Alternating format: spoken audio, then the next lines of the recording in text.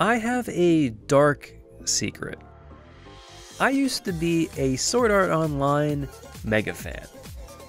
Back in 2015, when I first started watching anime en masse, SAO was the third show I ever watched. And for whatever reason, it clicked with me to a terrifying degree. I was hooked from the very first episode, loved the entire first season, Alfheim included, and because it was 2015, I watched the entire second season on Hulu with ads later that week.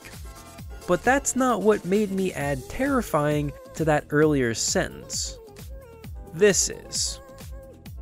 I'm sure plenty of you have watched SAO over the years, and some of you probably even really liked it like I did.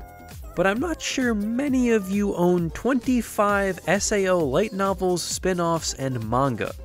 It got so bad that there was a point in time where I was literally reading the English translations of the mainline novels the day they were being released in the US.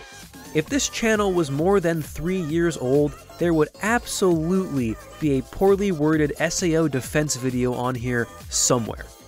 6 years later though, I'm not SAO sober, but I'm also thankfully not that person anymore.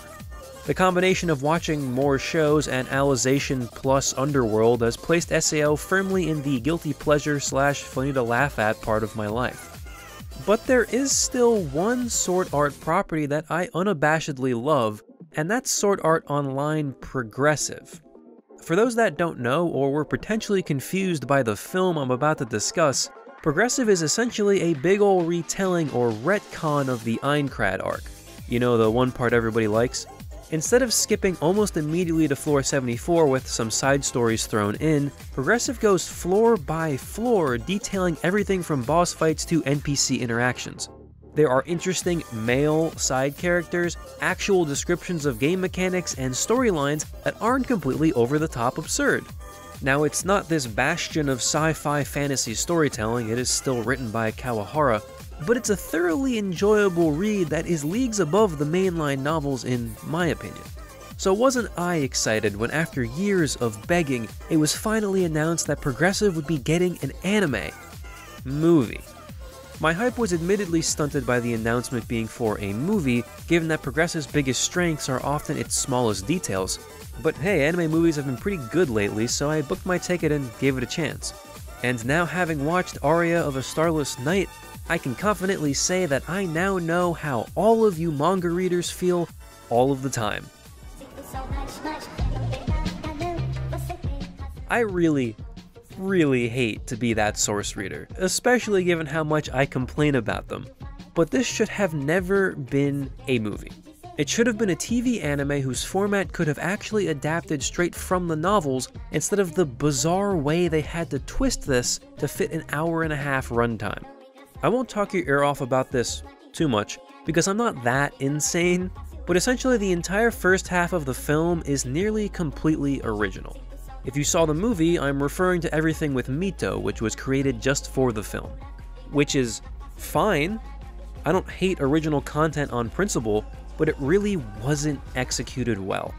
To the point where it seems sort of out of place even without knowledge of the novels. It feels like two different movies stitched together. And part of the reason for that is that the entire second half of the movie is more or less straight from the source, but now Asuna's motivation and choices are colored differently, which is admittedly the only thing that makes me actually mad here.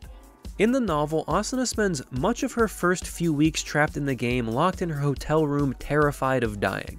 All she wants is to log out and study for her mock exams. In some ways, the fear of exam failure is even stronger than her fear of dying, and that fear of failure leads her right into a trap where she almost dies. After barely being saved, she decides that from then on she's going to fight like hell and choose where she dies. She's going to burn out like a dying star. That's pretty cool, and it makes her initial interactions with Kirito all the more meaningful because she slowly lessens her suicidal rampage and finds things to actually live for instead of just a desire to die. In the film, she gets sad about being abandoned by her gamer friend. I'm being kind of reductive, but I did say I was mad. I would have much rather they extended the Asuna scenes I just described than add in purple hair Scythe Girl to create new motivations and reasonings. In fact, if they were worried about runtime, they cut down the final fight a bit to fit in the new stuff. Why not just extend that fight instead? I don't think any of us would have been mad about more flashy A1 animation. I think what's most frustrating here is that the novels have already been adapted. Progressive has a manga that basically did what the movie wanted to do, but well. It focuses on Asuna instead of the dual POVs the books have, and it adds new Asuna-related content. In fact, a lot of the content I just described to you is from the manga, not the original novels. And it's content that doesn't drastically alter the story, it's just fleshing out her character. It would have worked perfectly, nearly panel for panel on screen, but I guess that wouldn't have allowed them to stretch out one floor into an entire film. You know, I read some reviews before going to the theater that complained that Progressive was too much of a rehash of the original show, and was admittedly confused, because while episode 2 of the original show is ripped more or less from Progressive, there's a lot of other stuff they left out of that original season, and then I watched them speedrun most of that in the movie, and I unfortunately understood what those reviews were saying.